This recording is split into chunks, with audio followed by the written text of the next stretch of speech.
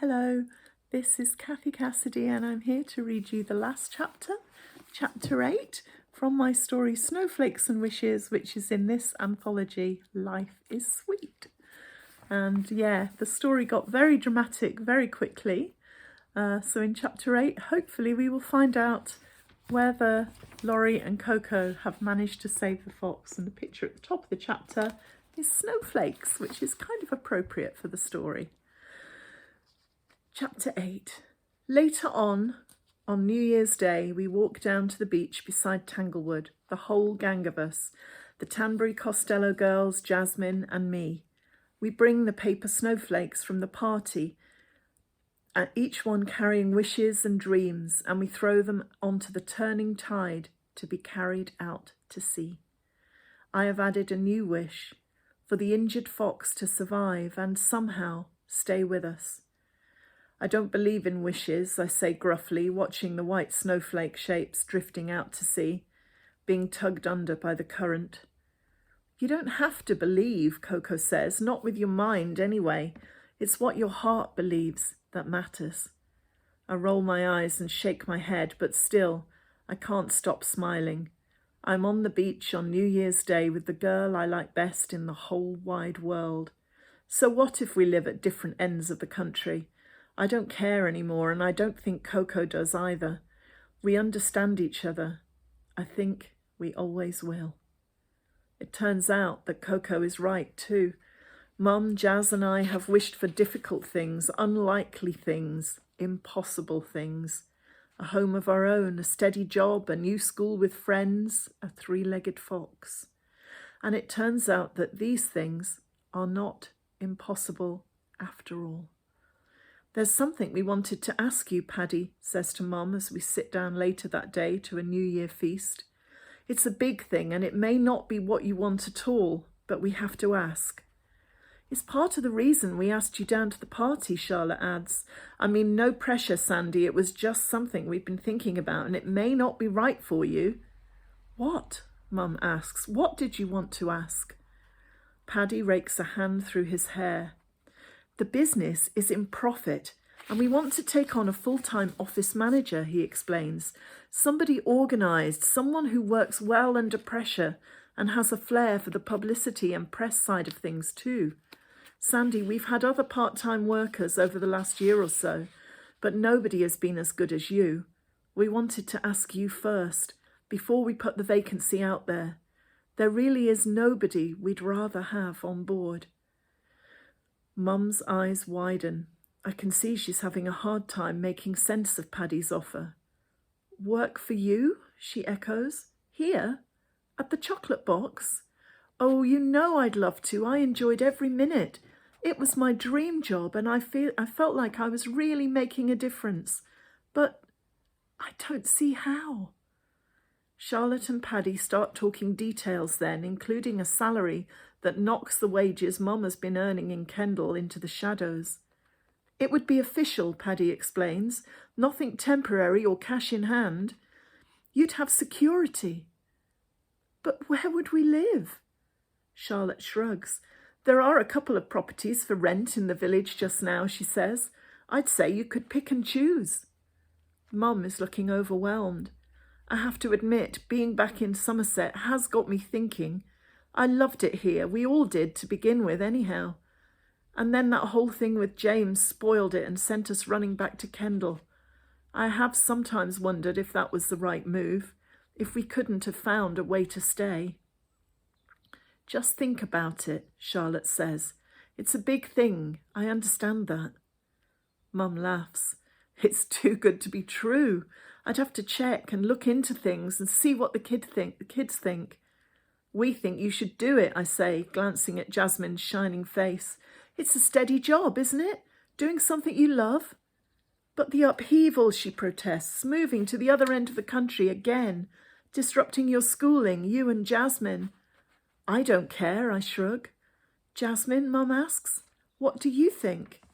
My little sister looks like she might explode with happiness. A move away from the school where she's been picked on. A fresh start in a small village school with Alfie's sisters already halfway to being good friends. And living just down the lane from her pony, Caramel, Jasmine's eyes are wide with hope. Say yes, Mum, she whispers. Please, please say yes. The wishes come true, one after another. A job, a house, a future, and a three-legged fox. 3 days later, Coco and I are on the bus coming back from Minehead, where we've been to see the fox, now named Bracken after the patch of undergrowth we found her in. She lost the damaged leg, but she is recovering well and from her surgery in the wild animal wing of the vet hospital. Sharon Denny has agreed to come and talk to Paddy and Charlotte about converting the stable and looking after a wild animal. It looks like Bracken really will get a new lease of life. And once Mum, Jazz and I have settled into our new cottage, maybe Bracken can come to live with us. Who knows? She'll never be a pet like a dog or a cat, but in time a bond of sorts could perhaps be made. When I looked at her amber eyes, clear and shining in the vet hospital today, I was pretty sure that bond was already forming.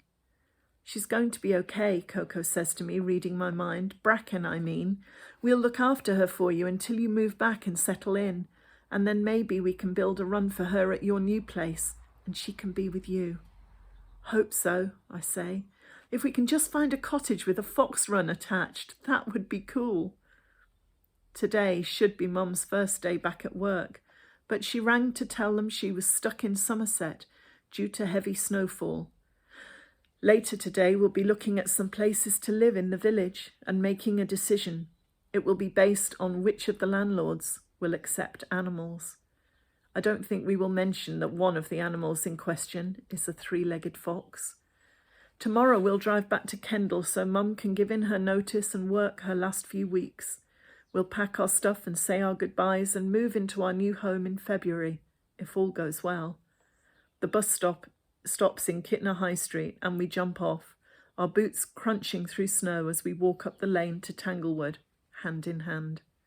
I remember the day I said goodbye to Coco last time around, sitting together in the big oak tree.